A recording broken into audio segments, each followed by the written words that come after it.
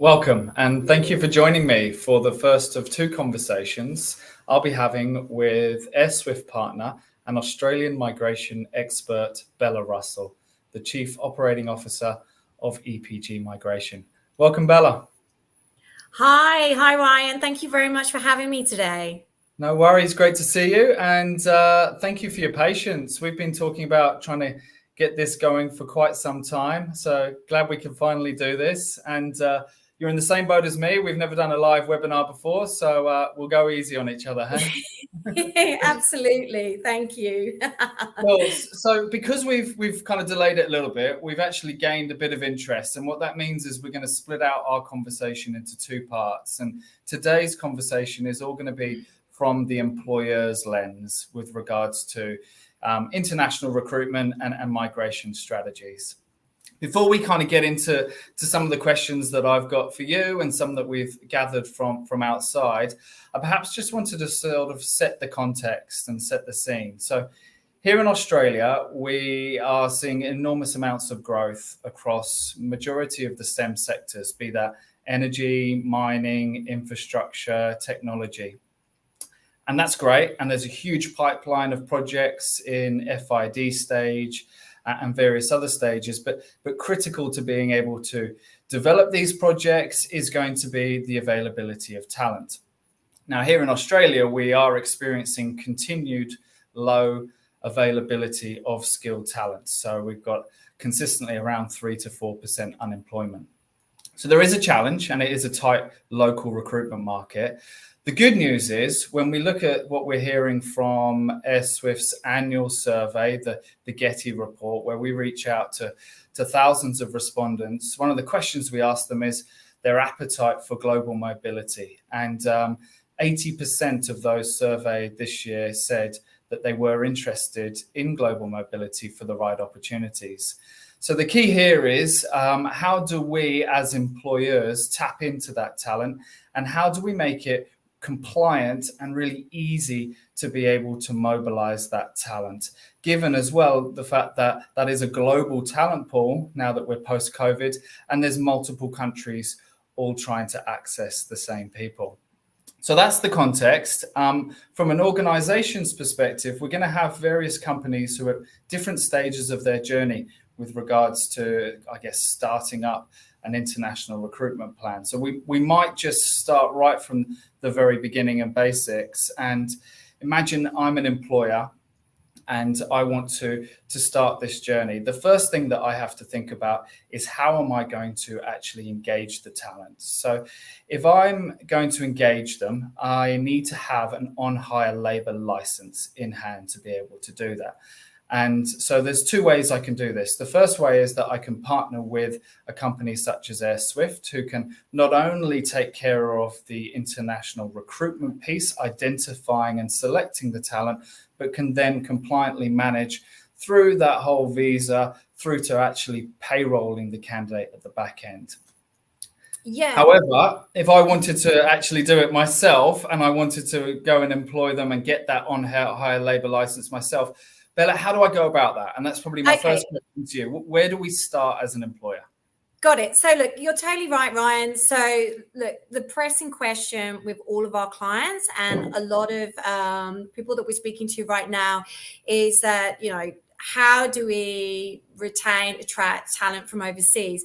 And to be honest with you, there's not going to be a one-fits-all solution for every business, probably on this webinar and in general. And so really what we're looking at predominantly would be the TSS subclass 482 visa. That's a temporary skilled visa. The program is heavily reliant on skilled occupation list, which was sort of developed by Home Affairs in collaboration with Department of Education and Department of Employment to really target skill shortages and much needed occupations. So you're right, the on-hire labor agreement and outsourcing is one way to go. But in employers and businesses definitely have the opportunity to be able to directly hire overseas workers through this program. So just at a higher level, and I mean, we could talk about this for days, and I don't want to send everyone to sleep either. So just at a higher level, there's kind of three main steps that a business would need to go to if they're at that sort of very early stages of looking at this migration program. The first being to become a pre-approved sponsor, which is a 5-year approval for the business and allowing organizations to nominate an unlimited number of overseas workers within that 5-year period.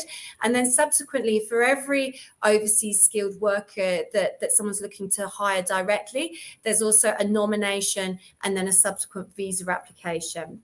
Now, to set up as a sponsor is relatively straightforward if your business is actively and lawfully operating in Australia. There's no adverse information about the business, and you make a commitment to sponsorship obligations such as keeping records and, of course, maintaining employment standards. So the sponsorship process probably takes round about to gather the information and for Home Affairs to finalise. It's quite quick, anywhere from about a week up to about 8 weeks. Right. So once you've got that, like I said, it's going to be valid for 5 years. Then we need to look at the nomination. The nomination is all about the position. So what Home Affairs is looking for is they want to see that there is a genuine need for the position, and that's sort of evidence based on the scale and scope of an organisation. Also that they have I guess, how can I put this? Genuine need for the position, and also that they have got non-discriminatory recruitment practices, that they've undertaken potentially, in less extent, labour market testing. They've advertised for the position. They've tried to source local hires first before that they're looking to outsource to overseas talent, and that the terms and conditions of the employment are going to be no less favourable than they would for an Australian that would be undertaking the same role in the same location. So that's the nomination side of things. And then there's the visa application. That's actually looking at your proposed employee, their skills, their qualifications, and their work experience. Now, that can vary because certain countries may need to do additional skills assessment depending on the occupation. But generally, you're looking at employees that have got at least a degree qualification and at least 2 years of full-time work experience to go through the 482 visa program. Great, that's a lot of information. Thanks, Bella. So it can be done, and employers can do this themselves. Obviously, Airswift can support any organisation through that process. But if they wanted to kind of unpack some of what you've just covered off, is there a website where can somebody go to kind of digest that at their own pace? Yeah, look, we're happy to support and provide some information to anyone that's interested, but the Home Affairs does have quite a comprehensive website which contains this information and also contains that occupation list as well. Now, I should say that at the moment, I think from memory, there's about 420 occupations that are available to be sponsored or nominated. They're divided into what they call short-term occupations and medium to long-term occupations. Short-term occupations can obtain a 2-year visa, whereas the medium to long-term can obtain a 4-year visa. Now, I don't want to go into too much detail about that because I think that those two streams or pathways are likely to change in the not too distant future. But one thing to be mindful about that is that probably most of the engineering occupations are on that 4-year pathway and route to be able to obtain that 482 visa. Awesome, thanks. And nice sort of segue in there because you started touching on some changes. There may be a few organizations out there that, because of a little thing called COVID, haven't done this for a while. And so might be a bit dusty around maybe some policy changes, which roles are kind of registered on that list. what changes have you seen of late? And if none, what do you predict that are up and coming? Because, there is a lot of noise now coming from government around trying to solve this problem, recognizing that, there is a shortage and we are competing on a global level. Yeah, look, I think that they are acknowledging and recognizing that, and we definitely have seen some small incremental changes and some big ones to come, which I'll touch on. I think that what was really clear, though, and there's been a lot of reports and research into this over the last sort of 3 years, really, throughout the pandemic, is that the current occupation lists are really failing to support businesses in a lot of areas, particularly in regional areas. So there definitely is some much needed changes that need to come into effect, and the government looking to make those changes, which could be as quick as they're promising us that it should be coming through before the end of this year, which is great news.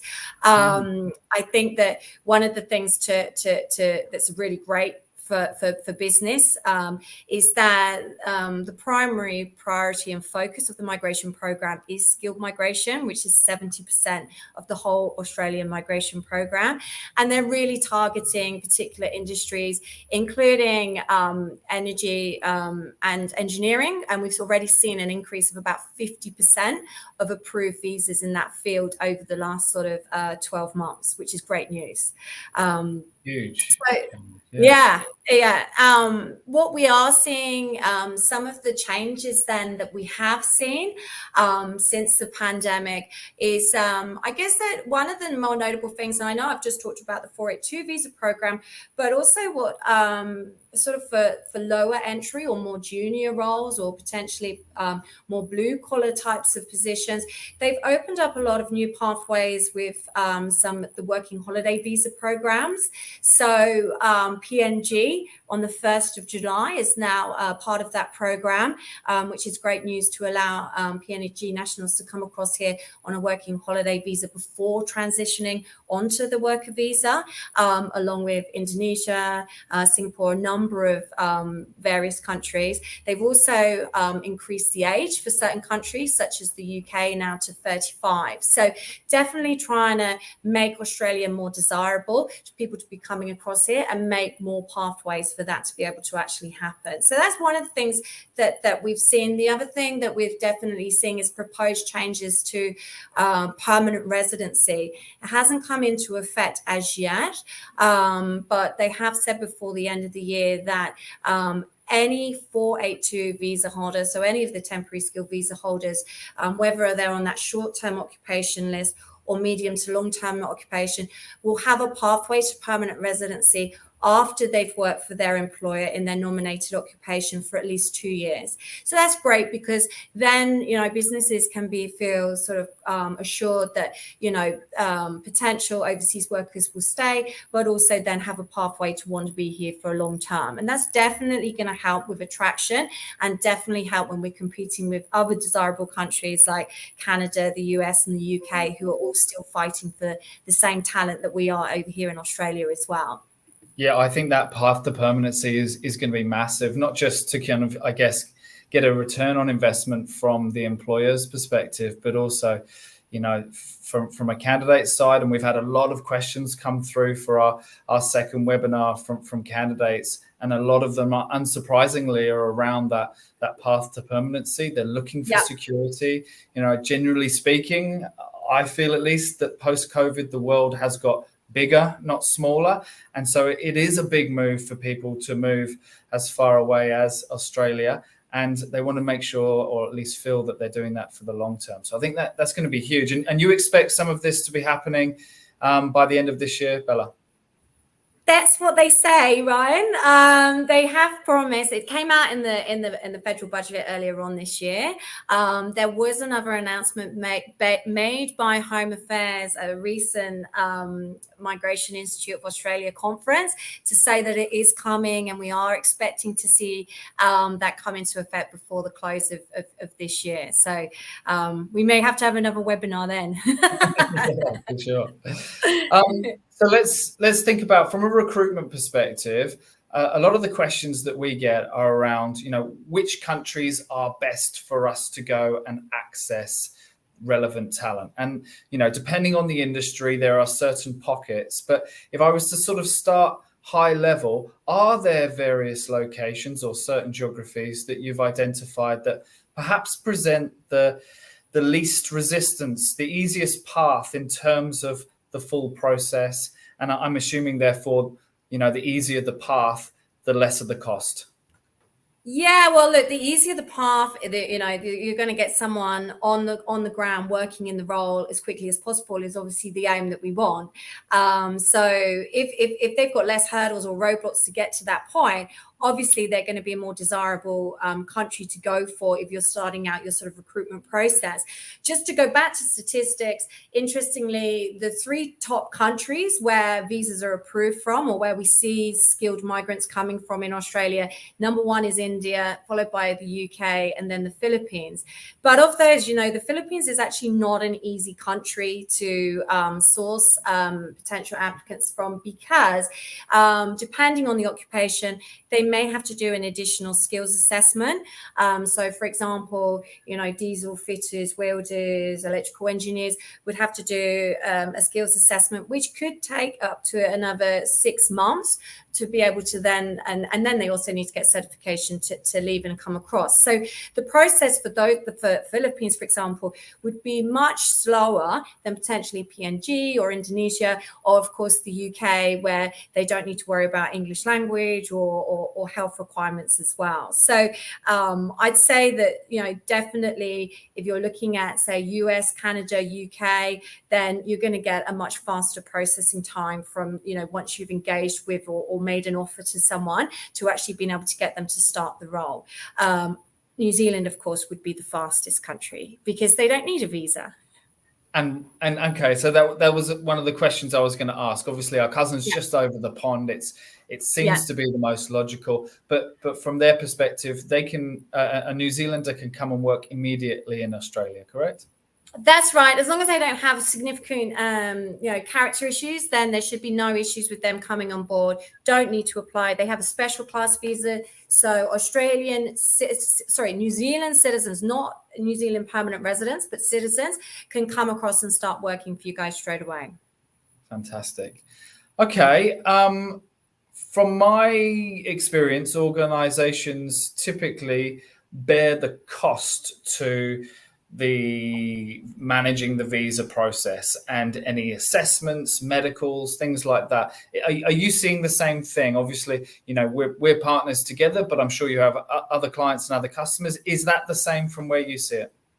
Look, legally, there are certain costs that a business must incur, which includes that nomination aspect of the 482 program, for example, whereas legally you wouldn't necessarily have to pay for skills assessments or health checks or police checks. What we are finding, though, is that most organizations are covering a lot of the costs, and that probably has changed or has increased over the last sort of 3 or 4 years, where there's been much more of a skill shortage and war on talent. So, employers want to look at offering that because, of course, that makes that their offer potentially more desirable than another organization that doesn't offer that. That being said, potentially you could look at adding a sort of a clawback or an agreement that if someone was to sort of leave within their probation or 6-month period, that any costs that you could ask back for, there may be ways around that as well to redeem those costs if necessary. Awesome. Thank you. Bella, you mentioned it earlier. You said, I think it was, you've seen a 50% increase. I assume that's sort of year on year.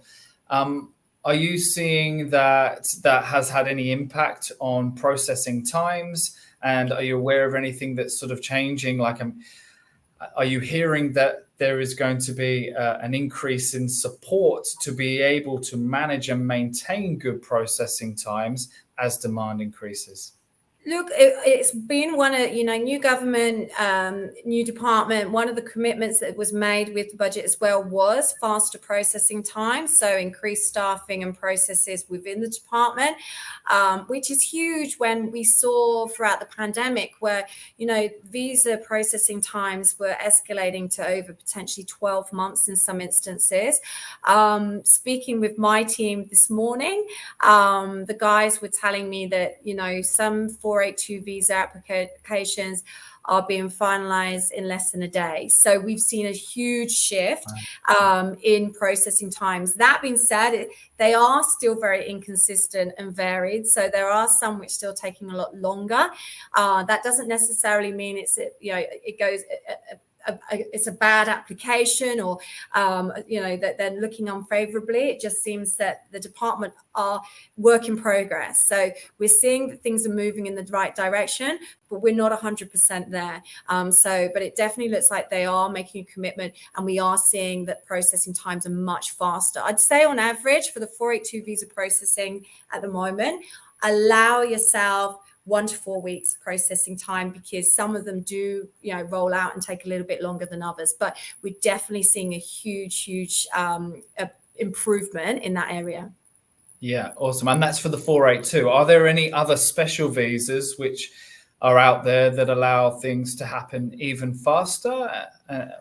Look, one of the strategies that we were doing, so, before we were seeing these 482 visas starting to, increase, speed up again, a strategy that we would use potentially where it's eligible would be for someone to come over on a shorter work visa, a 400, which is valid for 3 to 6 months. Those normally take about a week to come through. It would enable you to have the control to know when that visa is going to be approved, bring someone across quickly, and then move on to the longer temporary visa once inside. Same goes with those working holiday visas. They normally take about a day to a week to come through as well. Now, though, because we're seeing this shift, it may not be necessary to incur the additional expense of those visas if we can go straight to the 482 visa and get those processed quickly. Permanent visas are still very slow. They've sort of, last year were taking around about 12 months. We're now seeing them go through some still 12 months, some around about 3 months. But on the temporary visa side, I'd say stick with the 482. Unless it's a very complicated matter, because we are seeing those go through faster than most of the other types of applications. Awesome. Thank you, Bella. Last question. So from my perspective, have you mapped out the whole process? The visa part of it is probably towards the tail end of a mobilization process. But for candidates, we see, probably the highest dropout rate within that process if not managed properly. What are some of the tips and tricks that you might share for an employer to be able to make sure that a candidate stays, thoroughly across the process and hopefully engaged all the way through to the back end? Yeah, that is probably the worst, most frustrating thing, is that, mindful that the department is processing times are slow, sometimes obtaining all of the required checks like English language or a skills assessment or police even, that can all take time. We're talking about one day, but potentially there could have been, 4 to 5 weeks of preparation prior to being able to lodge that application and get that outcome. And so, the key, of course, primary number one is speed. So we need to jump on things. Offer needs to go out. We need to act on preparing all of the paperwork as quickly as possible. But I think also having respect for the employee experience, because as you know, in normal local recruitment, candidates may be looking elsewhere. People might be moving faster with offers and things like that. But if silence for a few weeks, then that tends to be when people start to get nervous. They may start to look for other opportunities. So I think that, using tools like we rely heavily on our technology, so to enable applicants to have full visibility of what's happening with their application process, where you're up to with it, being able to transfer data and also get regular updates as to exactly what's going on with the application process, so that they understand what is happening and that things are moving along long in that. And I think the other thing is that, you know, we talked about it not that long ago, Brian, is that they've just released, I think it was last week, the Nixon report, which is the government's investigation into our industry, immigration industry. There's a lot of unregistered practitioners outside of Australia. They might not be giving the best advice, or they might not be acting in the most appropriate ways. That can delay and slow the process and cause issues with getting the person across as well. Awesome. Bella, you've been brilliant. I love speaking to you because I'm always that little bit smarter after the conversation. Thank you so much for sharing and speaking so openly. You know, I've thrown a few questions in there that I didn't give you a heads up on, so I appreciate that. And look, just to recap, you know, there's a lot of changes coming up, hopefully, and we'll hold you to it, Bella, by the end of this year. So, you know, stay close to Airswift, and whoever your point of contact is here, we'll keep you abreast. We'll help you through the process. We can, of course, not just do the recruitment, but we can also support all the way through to the mobilisation here in country, with partners, you know, in our hands, such as Bella. Thank you for joining us today. For those of you who are interested in, you know, understanding a little bit about the mindset of talent out there, we've had loads of questions, and I think we have about, you know, close to 1,000 people who've responded to the invite from a employees perspective. That's on Thursday. So look forward to continuing that conversation with you, Bella, and anyone listening, you're more than welcome to join us as well. Thank you very much. Thank you. Thank you for having me. Bye, Bella. Bye-bye.